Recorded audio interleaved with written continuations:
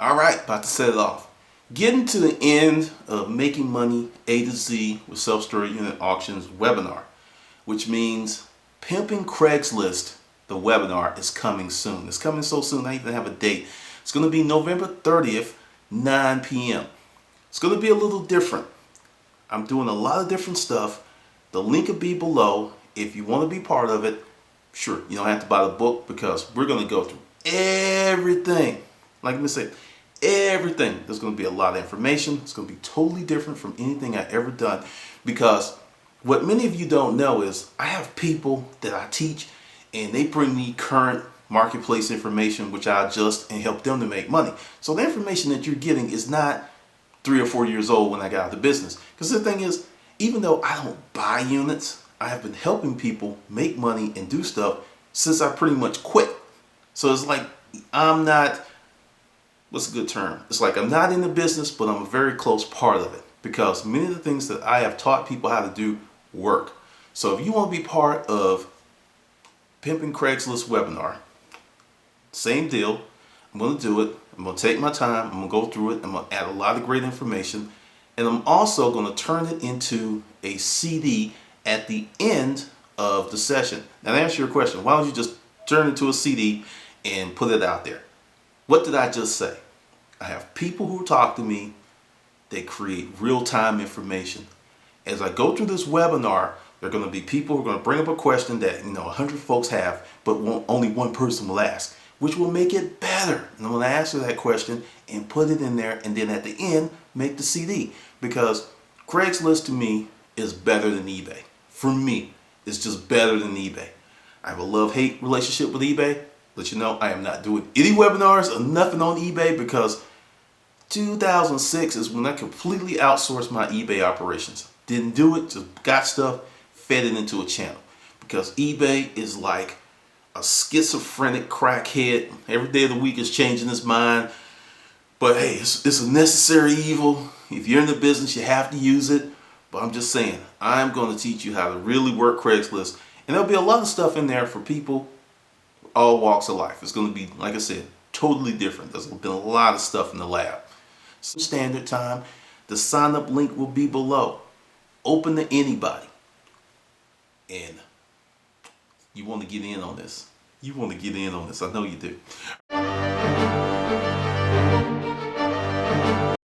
This is a Hustler Mindset series, shaking the apple tree. Right now, there's a lot of crazy stuff going on in the world, especially if you run your own business. There's so many things. Your sales are up, sales are down. As an entrepreneur, you have to learn how to shake the apple tree.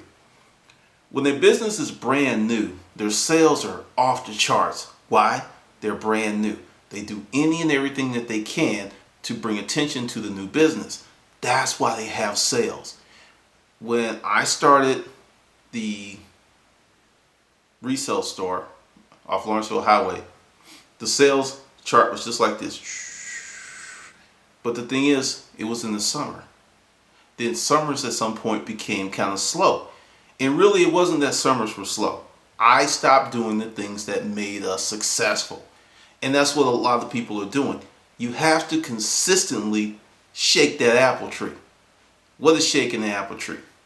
I don't care what type of business you run, you need to have a distribution list of people that like your products, coming to your store. Whatever you're doing, you need to collect the data. Because essentially, to shake the apple tree, you have to build the apple tree or grow the apple tree. But for this example, we're going to build, because we're all about building our own economies. So you got to build it. And it's not going to be easy. I'm the only one that will tell you that you probably have to bust your ass for a year or two before you see really great results. Because most people will tell you that, and then it's like, oh, they're going to become disenchanted, disenfranchised, and not going to do it, and they're not going to be interested. But see, I have more faith in you than that, because these are very hard times. The poverty rate is highest there's ever been since the 70s. And there are more people now. So there's a lot of poor people out there, because these are dire times. People can deal with reality now. A few years ago, you had to sell people a fantasy. But I think right now that folks understand that realness is what's going to work, and the bullshit needs to walk.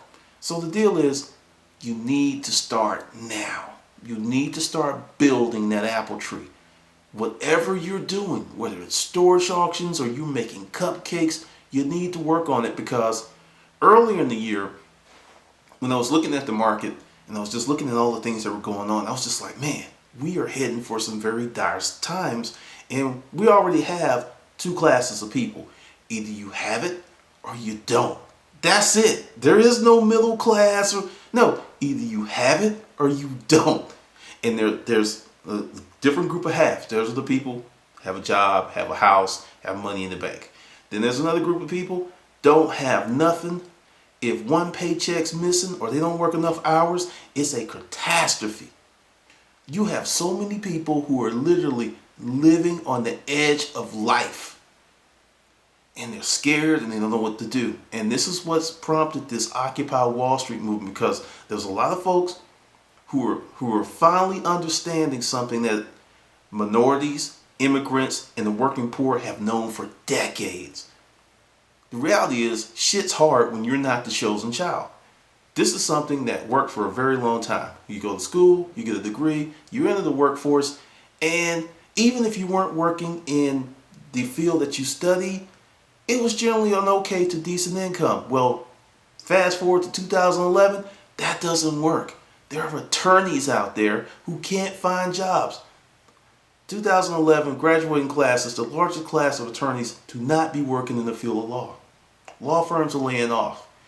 Nurses are getting laid off. Let me say that again. Nurses are getting laid off. School teachers are getting laid off. Traditionally, two fields that never had to worry about being laid off, or were traditionally termed recession-proof. There's no such thing as recession-proof. Police officers are getting laid off. Firemen are getting laid off, and they're shutting down firehouses across the country. That's how deep this thing is. So, for those of you who watch this channel and you understand that, take hope. Because going back to what I was talking about earlier, when I was studying early in the year, there was a lot of people that became quite wealthy during the Great Depression. What we're going through now, I think, is coming close, but I don't think it's going to be as bad. I think it's going to look much worse because we have a larger population. But you can make it, you can build stuff, and you can serve your fellow man. Now, there's something I started doing in efforts to be a good person. I don't do it every day, but a lot of times when I go out and I'm at the Waffle House or whatever, when I'm checking out, if I see somebody, I don't care who it is, usually I go towards someone who's kind of impoverished, or they're looking like they're having a bad day, and I'm like, hey, what's your check? Give me your check. Just pay their bill and bounce. Am I saving the world? No. But I'm trying to do something for someone I don't know. For us to build, we've got to get past this. It's all about me, me, me, me, me, me, me, me, me, me. That has killed this country, and that's what's put us in the mess that we are. Because there's many people in the Occupy Wall Street movement who are lazy as fuck. They got there because they made some piss poor decisions. Now they want someone to save their ass. Then there's another group of people, did the right things, went to school, and it didn't work out because the system changed on them. I understand. But let's be really honest. This country had many laws, provisions, and bills that would have prevented this shit, because nobody gave a shit, because it wasn't impacting, number one, that's right, the motherfucker you see in the mirror every morning. You didn't give a damn. Didn't really care. But now it's slapping you upside the head. Oh no, we must change the laws. We got to do something. We needed to do something a long time ago. At my count, 2 to 3 decades ago, we needed to do something. But now it's like a crisis. It's always been a crisis. Just didn't impact you, so you didn't give a damn. Now, if you're watching this channel and you're ready to change your life, these are some of the things that you need to do. You got to take full accountability of your life, because before you build an apple tree, you got to know where you are, and you have to be honest. When you mess up, say you messed up. That gives you power. That does not hurt you.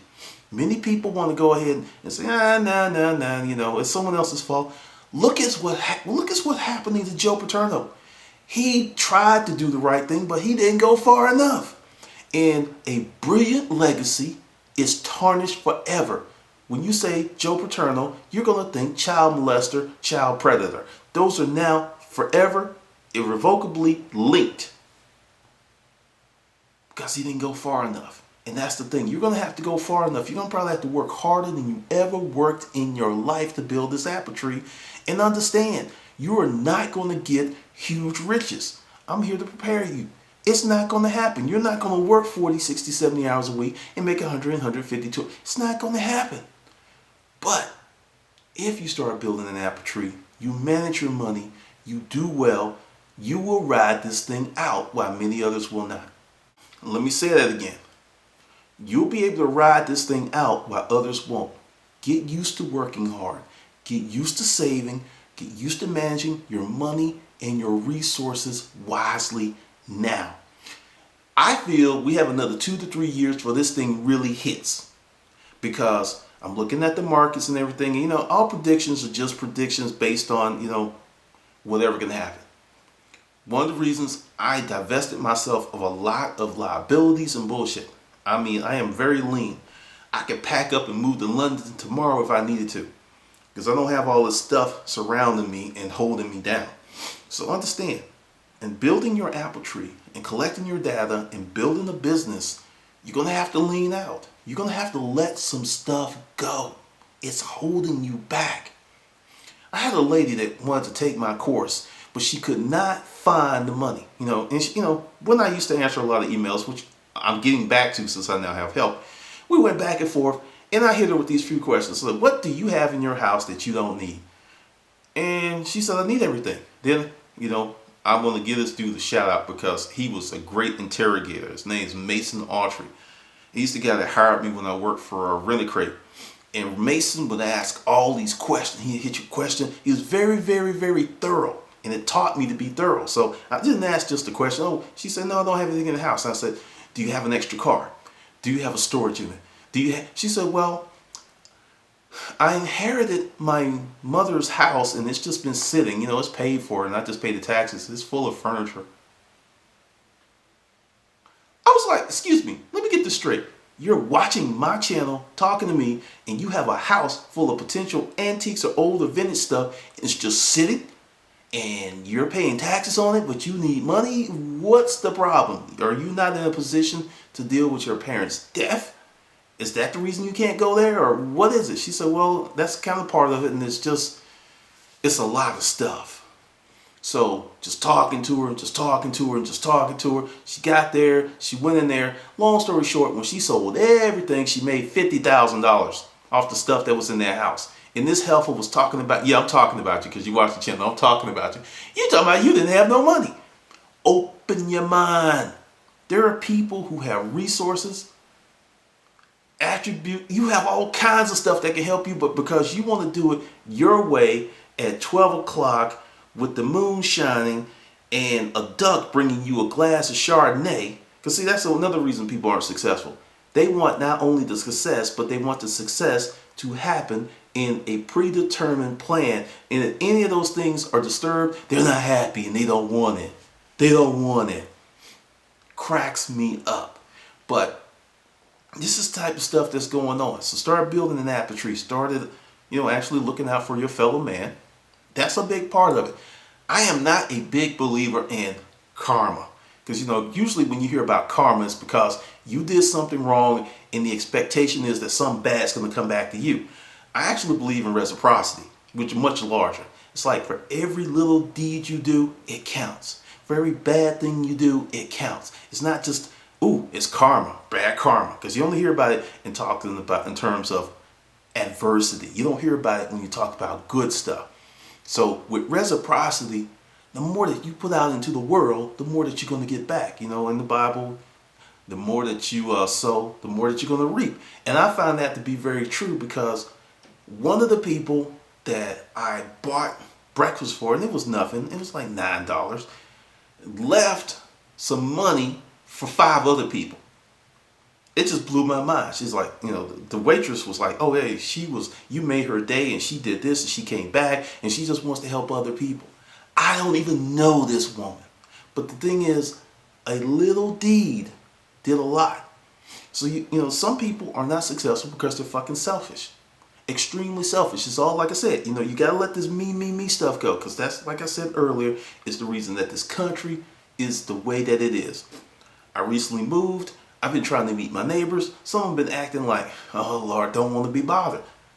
And I grew up in a neighborhood where I knew everybody. And you know what? I'm going to track them down. I'm like, look, I'm this dude. I live here. I'm your neighbor. Talk to me.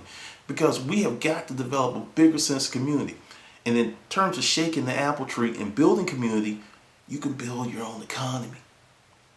During this recession, there are certain neighborhoods that I watched. Those neighborhoods grew and thrived, while other neighborhoods were falling down, but they all had a sense of community, and the money circulated in the community. What we have here is money comes in and it goes here, here, here, here. There is no sense of community. It's developing because those people are staying in tents and sleeping out there, and they're actually talking. They're like, hey, this guy's not really that much different from me, nor is this guy. But I'm going to do a lot more segments on this, and just to let you know, there's a lot more stuff that's coming to help you learn how to make money with the tools and things that you have right where you are. All right, this is Glendon with Making Money with Storage Unit Auctions.